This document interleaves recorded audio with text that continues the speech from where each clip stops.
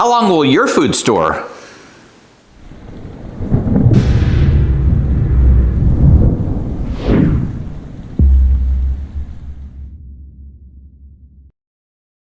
Hey, Provident Preppers, I'm Jonathan. And I'm Kylene. And one of the questions that we are frequently asked is, how long will my food store? And that's a really interesting question. In today's video, we're going to review that. Of course, our first goal is to make sure that we're rotating through our food storage. I've known people who give up on food storage because they say everything just goes bad. But the whole idea is you want to maintain the quality and the freshness of it by rotating through it. And of course, part of our goal is to store enough so that we can get through an extended crisis. So we find that balance point where we're rotating it, we're keeping it good, but we have sufficient for our needs. Exactly. And so now when we talk about shelf life, I have here several different lists.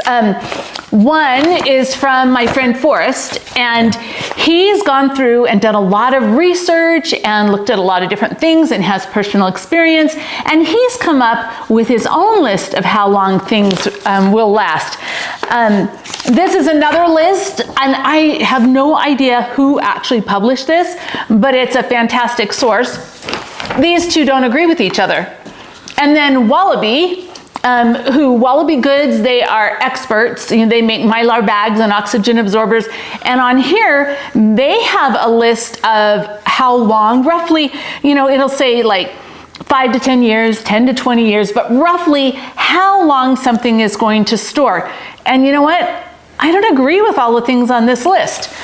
And none of these lists are exact, right? Because there's no one day when suddenly your food is bad, right? In fact, most of the time your stored goods will just slowly degrade in quality over time. And let's put it this way.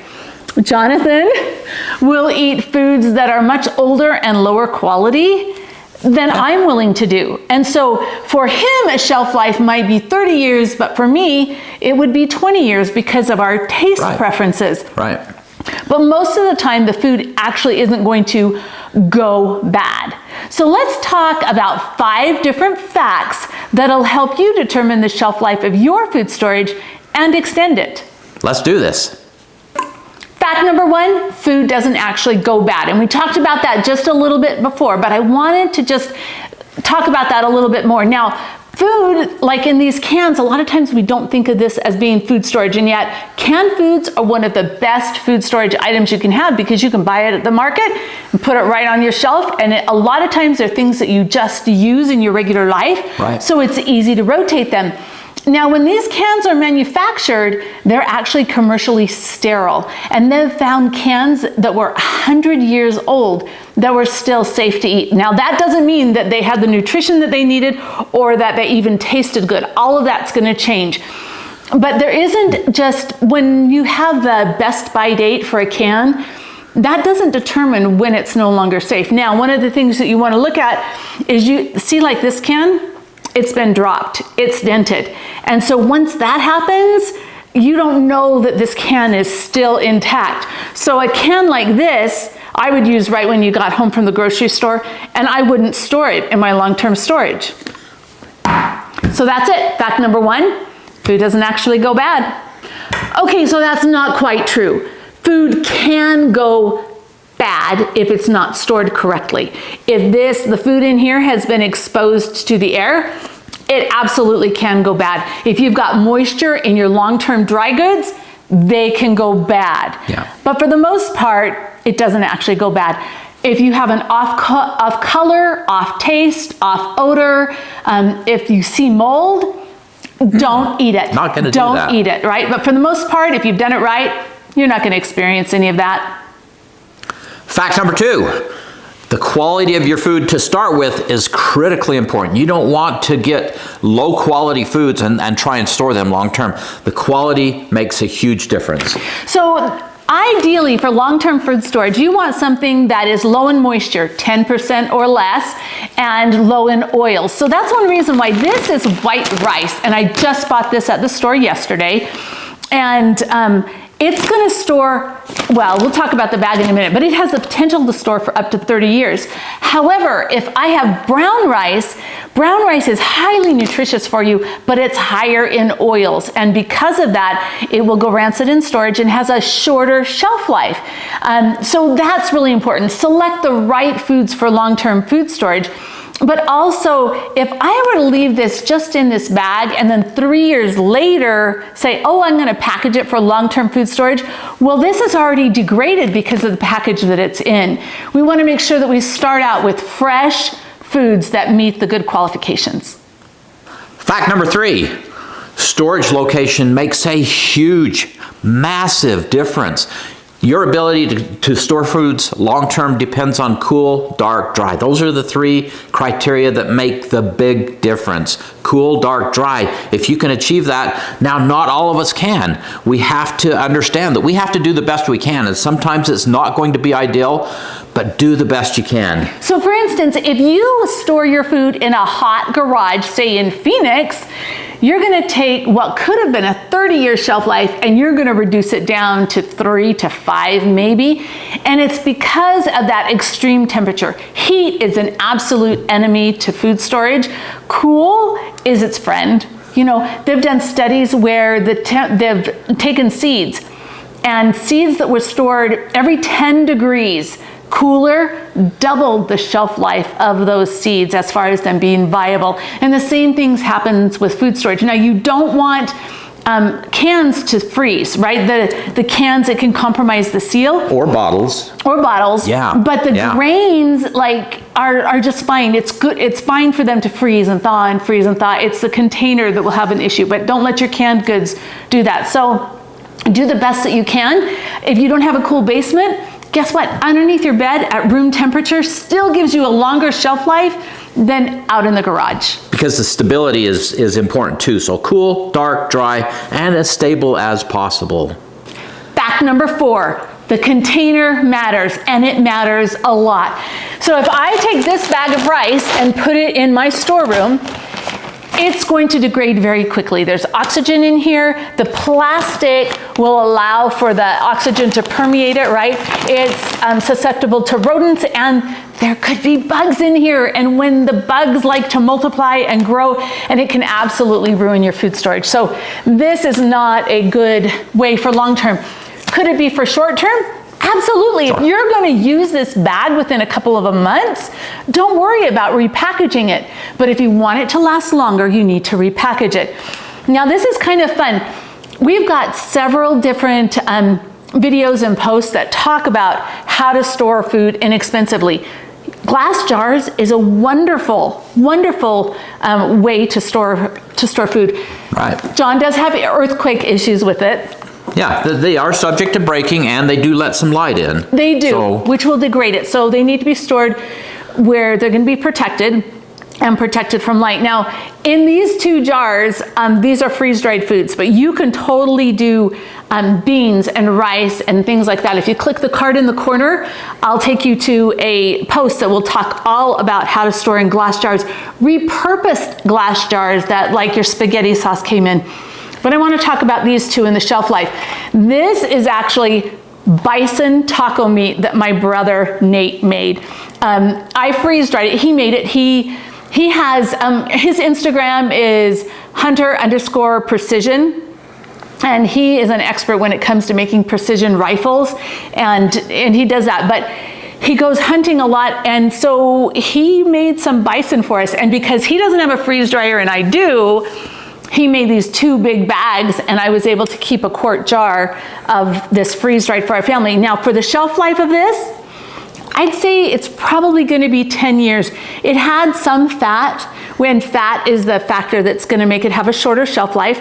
There is an oxygen absorber in here. I don't know if you can tell, but we also vacuum sealed it in the freeze dryer. So the environment inside this jar is absolutely perfect as long as it's stored in a dark place. This is pico sauce that we made, or I guess it's not sauce, but it's pico, where we just chopped it all up. And this is absolutely gorgeous. Normally pico in the fridge would only last for maybe a week if you're lucky. But with the oxygen absorbers in this jar, now the tomatoes have a little bit of acid, and that's the variable I don't know about, but I'm thinking 20 years, maybe 25 years. So that's beautiful. Now, for those of you that are talking, that like, I can't afford Mylar bags, repurposed peat bottles are a great way to store your dry goods. Click the card in the corner and it will take you to a post that we created, and that'll teach you all about what you need to know to store it in here. But again, the oxygen absorber makes a big difference. And in that post, we talk about different ways that you can prevent bugs if you don't have oxygen absorbers, but the oxygen absorbers are a really good idea. Number 10, cans. My favorite. These are like totally indestructible. You can put them on the shelf. If your environment is too moist, it will rust the outside of the can, but we've actually had some cans that were rusty on the outside. No problem on the inside. Fine on the inside, but still cool, dry location is best. The least expensive place we've ever been able to find it is through the Church of Jesus Christ of Latter-day Saints home storage centers. We'll leave a link. You don't have to be a member to be able to buy it, but they don't sell a huge variety, but they sell a ton of basics. And like this white rice packaged like this, you're talking 25 to 30 years. This is chicken, freeze-dried chicken from the Nutri-Store, and you're looking at 25 years with this package this way. Okay, unless you store it in a hot Arizona garage, and then all bets are off. This is under ideal conditions. Now we'll move on to the Mylar. Mylar is a fantastic way to store food. You have to heat seal this. This has a zip seal, but if you don't heat seal it, you're gonna have oxygen transmitting through it, and it's not gonna work. But they come in both black and in like metallic looking, is silver looking. Yeah, silver, yeah. And they're subject to rodents. I mean, so fast, huh? Oh yeah, the rodents will get in there in no time at all. So you want to put these in some type of a secondary container to protect them, but you're gonna have a 20-year or more shelf life in the Mylar. This plastic bucket here actually has a 5-gallon Mylar bag inside of it, and then we dump the food in there, and then we seal up the bucket. This is like one of the perfect ways to store it. I'd say this is perfect, and this is super close, right? Because the one nice thing about this is the moisture, you're not gonna have an issue with it rusting it, but it's really a good thing because you've got both the Mylar and the plastic. That's ideal. That's one of the most expensive ways to do it. This is the least expensive way to do it. You can still have a super long shelf life. You know, you probably got 15, 20 years in this because you've got the slow permeation of oxygen through the walls of these bottles over time. But I have some in my food storage from 2006 that I just opened the other day, and it's still perfect. So if you're low on funds, this is definitely a good way to go. The whole point that we're making here is that the container that you store your food in matters. This, huge difference. Yeah, this, it's not gonna do it. And then you have good, you have better, and you have best, right? And so just do the best that you can with the circumstances that you're in. Fact number 5 is the importance of storing your foods in an oxygen-reduced environment. It's so important because oxygen does a couple things. One, it oxidizes the food and it degrades them very quickly. That reduced oxygen environment can make that dry good, extend that shelf life from what would have been 2 or 3 years to 30 years. It's super important. The other thing that reducing the oxygen will do is it takes care of the insects. If you use an oxygen absorber, you do not need to freeze it, put bay leaves in it, vacuum seal, you don't need to do anything else to it. And I recommend a good quality oxygen absorber. We are totally fans of Wallaby and Wallaby Goods. I'll leave a link to this one and to Harvest Right. Harvest Right, we do a lot of freeze drying, and they're also a really good quality oxygen absorber. There are other good companies out there. These aren't the only two. I would be careful about getting any off-label oxygen absorbers because you're investing so much into this food, and you're counting on it being what you need it to be when you open it up. And so I make sure that you just buy quality. Now there are a couple of other things I want to talk about. So in my freeze-dried stuff, sometimes I'll put an oxygen absorber in, and I always put it in the bottom, and then I put the food on top. But sometimes, and this applies to your dry goods too, sometimes it doesn't pull it down and seal it. And I'm not quite sure why that happens. So what I'll do is I will vacuum seal and use an oxygen absorber with freeze-dried foods. I don't find any other time that I think that that's important, but with freeze-dried foods, any amount of air can significantly reduce that shelf life. So to me, that is really important. These plastic jugs with an oxygen absorber in them, they have been tested, the peat bottles, to maintain a less than 1% oxygen level for at least 1 year, as long as it's an airtight container. And that's one of the reasons we put the cute duct tape around the top, just to make sure that we've got a really good seal. And we talked a little bit about the Mylar bag. In order for it to maintain an oxygen-free environment, you can't just close the zip. You have to take like a hair straightener, right? Or an impulse sealer, and you have to heat seal this top for it to be able to work. Oxygen absorbers are a fantastic thing. We have a video where we talk about some oxygen absorbers that we had that went bad and kind of what to look for in them. One of the things that I really like about these companies is that they package them in packages of 10, so you don't have to worry about exposing as many to the air. The other important thing you need to recognize about oxygen absorbers is making sure that you use the right size.